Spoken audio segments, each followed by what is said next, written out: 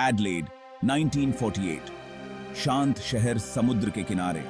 धूप हमेशा चमकती, लहरें किनारे से राज की बातें करती, लेकिन इस शांति के नीचे अंधेरा छिपा था। 1 दिसंबर को वो अंधेरा सामने आया। एक आदमी की लाश सोमरटन बीच पर पड़ी थी। इस खोज ने शहर को हिलाकर रख दिया। ये आदमी कौन था? उसके साथ क्या हुआ? पुलिस आई। उनके चेहरे पर चिंता थी। ये कोई मामूली मौत नहीं थी, ये एक रहस्य था जिसे सुलझाया जाना था। आदमी रेत पर पड़ा था, उसके कपड़े क्लीन, न वॉलेट न आइडेंटिटी, बस एक आधी जली हुई सिगरेट उसके कॉलर पर रखी थी। जैसे ही सूरज क्षितिज से नीचे गया, समुद्र तट पर लंबी परछाइयां पड़ गईं। एक बात साफ थी, ये केस आने वाले ईयर्सों तक एडलेड को परेशान करेगा। शरीर को मुर्गे घर ले जाया गया। पुलिस को जवाब मिलने की उम्मीद थी। आदमी खूबसूरत था, हट्टा कट्टा था। वो 40 साल का लग रहा था। उसका सूट अच्छी तरह से सिला हुआ था, लेकिन उसकी पॉकेटों में कोई सुराग नहीं था। दिन हफ्तों में बदल गए। आदमी की पहचान नहीं हो पाई। उसके फिंगरप्रिंट से कुछ पता नहीं चला। उसके विवरण से कोई गुमशुदगी की रिपोर्ट मेल नहीं खाती थी। रहस्य और गहरा गया। ये गूढ़ अजनबी कौन था? पुलिस ने उसकी तस्वीर जारी की। उन्हें उम्मीद थी कि कोई उसे पहचान लेगा, लेकिन चेहरा अनजान ही रहा। जनता मंत्रमुग्ध थी। अखबारों में रोज कहानियां छपती थीं। सोमरटन मैन, जैसा कि वो जाना जाने लगा, सबके दिमाग में छा गया था।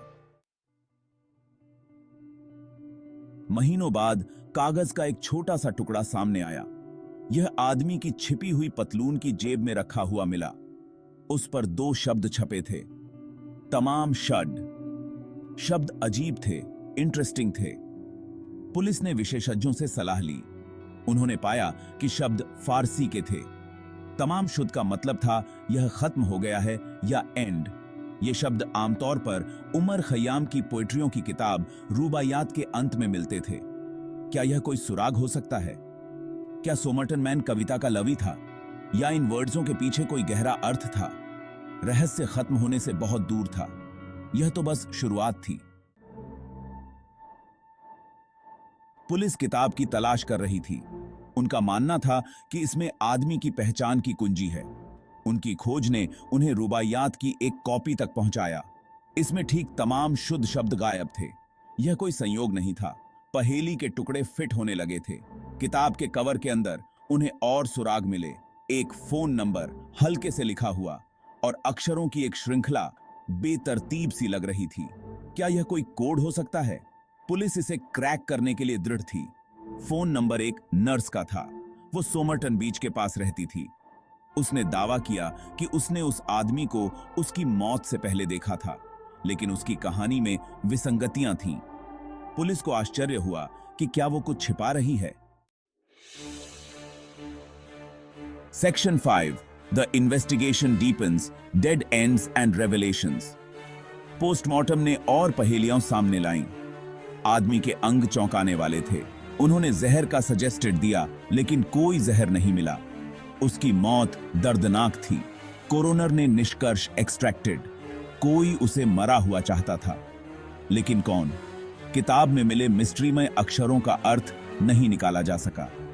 सेना के कोड ब्रेकर बुलाए गए, लेकिन उनके प्रयास निष्फल साबित हुए। पत्र बेतरतीब, मीनिंगहीन लग रहे थे। कोशिशों के बावजूद मामला ठंडा पड़ता गया। साल बीत गए। सोमरटन मैन की पहचान नहीं हो सकी। उसकी कहानी सुर्खियों से दूर हो गई, लेकिन जो लोग इस मामले को जानते थे, उनके लिए रहस्य बना रहा।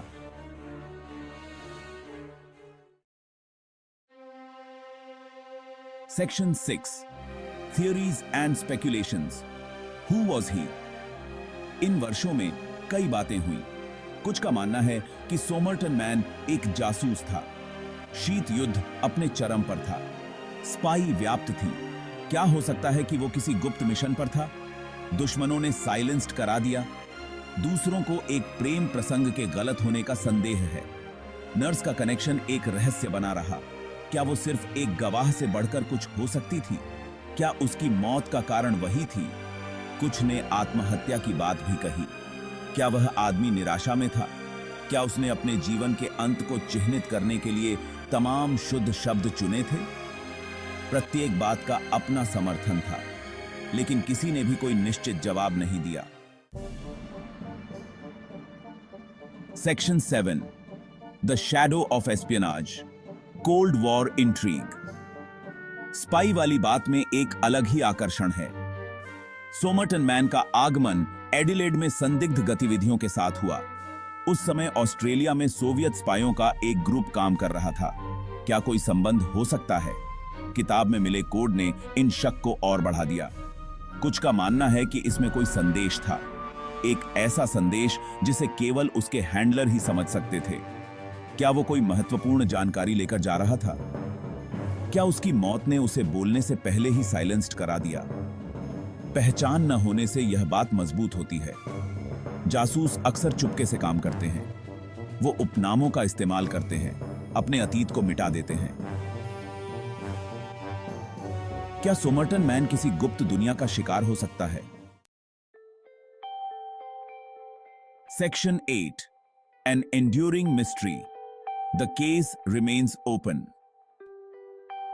इतना समय बीत जाने के बाद भी सोमरटन मैन की कहानी मरने से इनकार करती है। मामला खुला ही है। कभी कभी नए क्लूजों की तलाश की जाती है। तकनीक जवाब के लिए नई उम्मीद देती है। डीएनए टेस्टिंग ने कुछ सुराग दिए हैं। वैज्ञानिकों ने आदमी के बालों से डीएनए निकाला है। वे दुनिया भर के डेटाबेस से इसकी तुलना कर रहे हैं। क्या इससे आखिरकार उसकी असली पहचान पता चल सकेगी? रहस्य पीपलों को मोहित करता रहता है। यह अज्ञात की याद दिलाता है। सोमरटन मैन की कहानी एक अच्छे रहस्य की स्थायी सस्पिशंस का प्रमाण है। यह एक ऐसी कहानी है जिसे भुलाया नहीं जा सकता। Section 9, the unanswered questions, a haunting legacy. Somerton man का मामला अनुत्तरित प्रश्नों की एक करही है। वह कौन था? वो एडलेड में क्यों था? तमाम शुद्ध नोट का क्या मतलब था? क्या उसका कत्ल हुआ था? अगर हां, तो इसके लिए कौन जिम्मेदार था? जवाब न मिलना डिस्पेयरजनक और इंटरेस्टिंग दोनों है। यह हमारी कल्पनाओं को अनियंत्रित होने देता है। हमें संभावनाओं पर विचार करने के लिए छोड़ दिया गया है। हम परछाइयों में सुराग सर्चते हैं। सोमरटन मैन की कहानी एक याद दिलाती है कि कुछ रहस्य कभी नहीं सुलझ सकते हैं, लेकिन इसका मतलब यह नहीं है कि हमें सर्च बंद कर देनी चाहिए। सच्चाई वहीं कहीं है, समय और अटकलों की परतों के नीचे दबी हुई है। सवाल यह है कि क्या हम इसे कभी ढूंढ पाएंगे?